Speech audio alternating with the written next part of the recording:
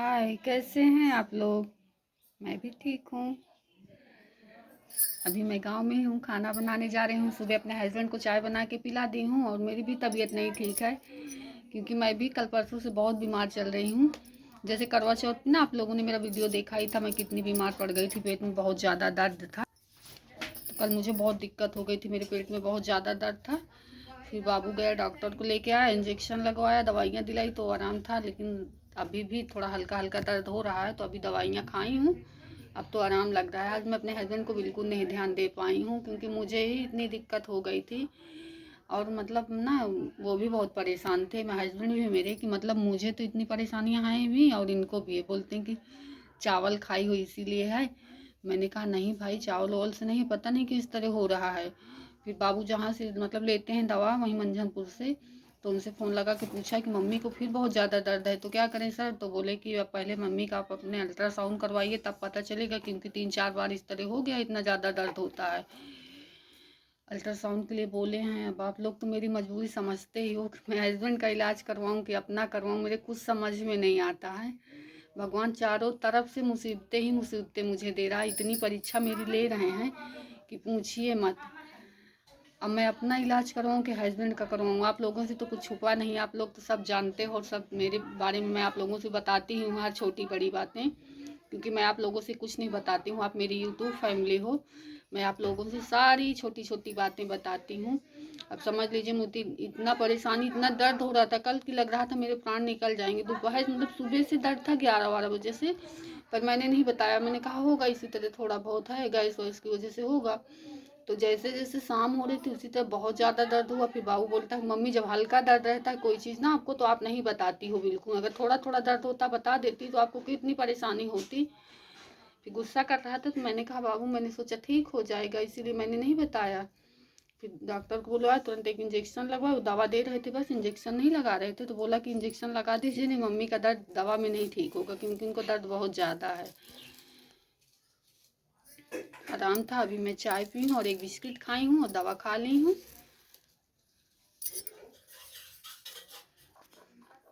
गरीब की टूटी फूटी कुटिया भी देख सकते हो।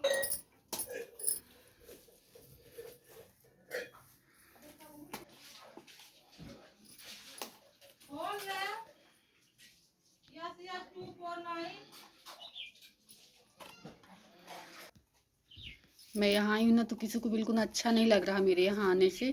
पर क्या करूँ, मेरा गांव घर भी है, तो मैं तो आऊँगी ही ना। वो बच्चा है ना जो उस दिन आपको दिखाया था, बच्चे तो भगवान का रूप होते हैं, और बच्चे ही थोड़ा बड़े पापा से और मुझसे लगाव रखते हैं, नहीं तो किसी से कोई मतलब नहीं है। और वो बच्चा है, बच्चे तो भगवान का रूप होते हैं, तो इसलिए हम बच्चों को प्यार करते हैं। कोई हमारे साथ कैसे करेगा उससे हमसे मतलब नहीं, हमें हम बच्चों से मतलब है।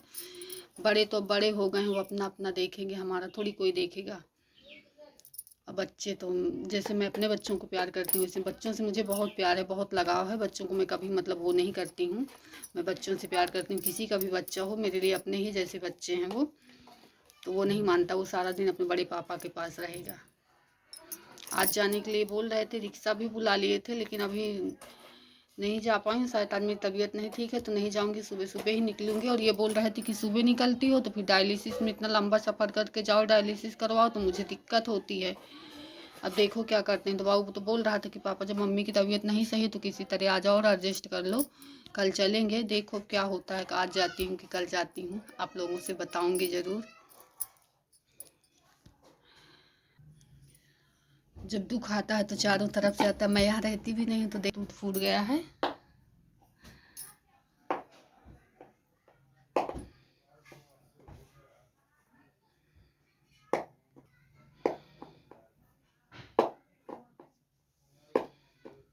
आप लोग तो मेरे हालात जानते ही हैं, मैं इस कुटिया को कैसे संभालूं, मेरे तो कुछ समझ में नहीं आ रहा है।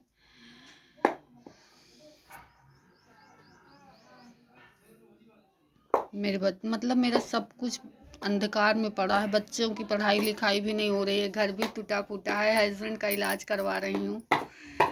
बस आप ही लोगों के सहारे, आप ही लोग हैं मेरे जो सहारा, मेरा साथ दे रहे हैं। आज मैं इतना मतलब अपने हस्बैंड का इलाज करवा रही हूँ। नहीं, आप लोगों का सहारा ना होता तो आज तो शायद मैं ही इस दुनिया में ना होती, क्योंकि मैं अपने हस्बैंड का इलाज नहीं करवा पाती अच्छे से। अब ट्रांसप्लांट के लिए बोल रहे हैं, तैयारी हमारी पूरी चल रही है। आप लोगों का साथ रहा तो ट्रांसप्लांट भी हो जाएगा। जैसे कुछ लोगों से बोलते हैं कि इतना पैसा कहाँ मिलेगा, तो मैंने कहा मेरी यूट्यूब फैमिली मेरा साथ ज़रूर देगी। पिछली बार भी आप लोगों ने मेरा साथ दिया, इस तरह अगर आप साथ देंगे तो मेरा ट्रांसप्लांट मेरे हस्बैंड का हो जाएगा। हम लोग भी एक नई ज़िंदगी जिएंगे, क्योंकि आप लोगों का ही सहारा है। नहीं तो आप लोगों को तो पता है कि मेरा इस दुनिया में कोई नहीं आप लोगों के सिवाय। अगर आप लोग चाहेंगे तो हम भी एक नई ज़िंदगी जिएंगे और इस टूटी फूटी झोपड़िया में आके फिर से रहेंगे। नहीं तो हमें तो मंझनपुर में ही रहना पड़ेगा, क्योंकि आप लोगों को पता है यहाँ से मुझे आने जाने में बहुत दिक्कत होती, बहुत प्रॉब्लम होती है। यहाँ से आने जाने के लिए मतलब एक दिन में 600-700 रुपये भाड़ा दो, और ये उल्टा सीधा लेके कौन जाए, यही सब बहुत सारी प्रॉब्लम है, इसीलिए मैं वहीं रहती हूँ। तो अगर आप लोग चाहेंगे और आप लोग साथ देंगे मेरा, तो मैं भी यहाँ आके रहने लगूँगी अपने घर में, क्योंकि अपना घर अपना होता है। किसी भी तरह रहो, कोई रोकने टोकने वाला नहीं है। और ये ना तो हमेशा बचपन से हम लोग गांव में ही रहे, तो हम लोगों को वहाँ अच्छा बिल्कुल नहीं लगता है, पर मजबूरी ही रहना पड़ता है, रहते हैं। अभी भगवान ना जाने हमें कहाँ कहाँ भटकाएंगे, कौन कौन सा रास्ता भटकना पड़ेगा, कहाँ कहाँ जाना पड़ेगा, मेरा नसीब मुझे कहाँ लेके जाए कुछ पता नहीं है। अब अभी यहाँ से जाएंगे तो फिर कहीं जबलपुर जाना है हमको, वहाँ जाएंगे, फिर वहाँ से वापसी आते हैं तो फिर देखिए ट्रांसप्लांट के लिए जांच करवाना होगा, फिर वहाँ से वहाँ जाएंगे। भटकते ही रहना है, दर दर की ठोकरें खाना है। सच में मैं हंसती रहती हूँ ना, तो आप सब लोगों को लगता है कि इसको दुख नहीं है, बहुत हंसती है, पर मजबूरी ही। कहते हैं ना कि मुझे हंसना पड़ता है। रोती हूँ तो सब लोग कहते हैं रोती बहुत है, हंसती हूँ तो बोलते हैं हंसती बहुत है। मेरा तो मतलब जीना मुश्किल हो गया है कि मैं कैसे जीऊँ कि मतलब लोग मेरे बारे में उल्टा सीधा ना बोलें, पर छोड़ेंगे नहीं। हंसती हूँ तो हंसती ज़्यादा है, रोती हूँ तो रोती ज़्यादा है। कुछ समझ में नहीं आ रहा मुझे, मैं कैसे क्या करूँ। पर मतलब मुझे यही सुकून है कि मेरे हस्बैंड और मेरे बाबू कुछ मुझे नहीं बोलता है, बस यही सुकून है। तो बोलते हैं कि कोई कुछ बोलता है बोलने दो, किसी के बारे में गौर मत किया करो कौन क्या बोल रहा है, अपना काम करो और अपने काम पे ध्यान दो। हमें हमारा जो करना है वो करते हैं, लोग जो करते हैं उन्हें करने दीजिए। लोगों की सोच है कि लोग क्या बोलते हैं क्या करते हैं वो उनकी मर्जी है, हमें हमारा काम करना है।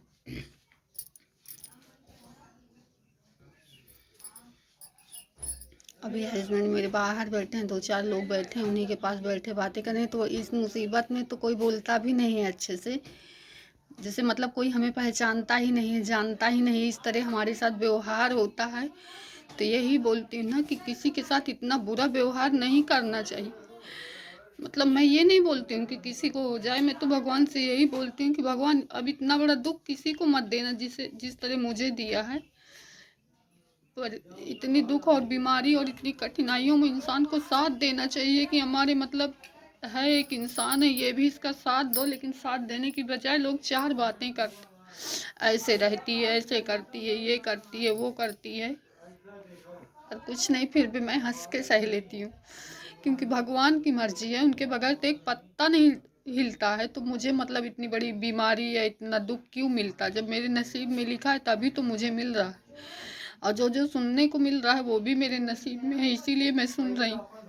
नहीं, दुनिया में मैं ही एक गरीब इंसान थोड़ी थी जो भगवान ने मुझे इतना बड़ा दुख और संकट दे दिया। क्या मुझे नहीं लगता कि मतलब कोई त्योहार हो, कोई कुछ, हमारे लिए सब बराबर है।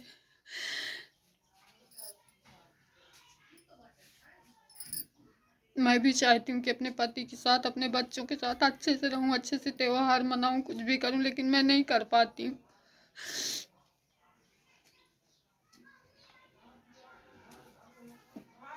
एक उम्मीद में जी रही हूँ कि शायद मतलब ठीक हो जाएंगे ट्रांसप्लांट के बाद, तो फिर हम लोग भी ऐसे रहेंगे, अच्छे से रहेंगे। बस उनके मन में यही उम्मीद मैं जगाती रहती हूँ और हमेशा खुश रखने की कोशिश करती हूँ, पर टेंशन बहुत करते हैं।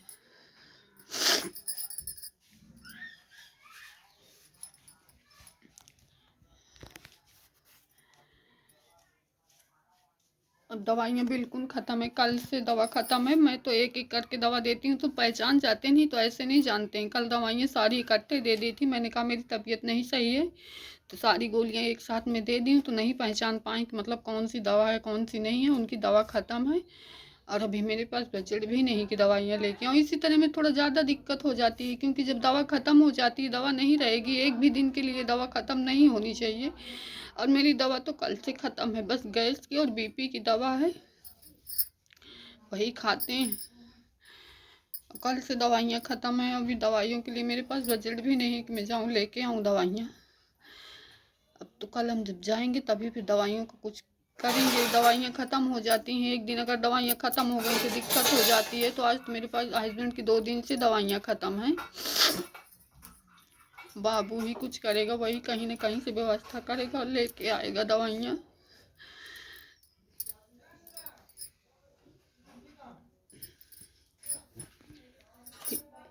मेरी वीडियो को ज़्यादा से ज़्यादा शेयर करना और सब्सक्राइब करना मत भूलना प्लीज़। मेरी मदद करो।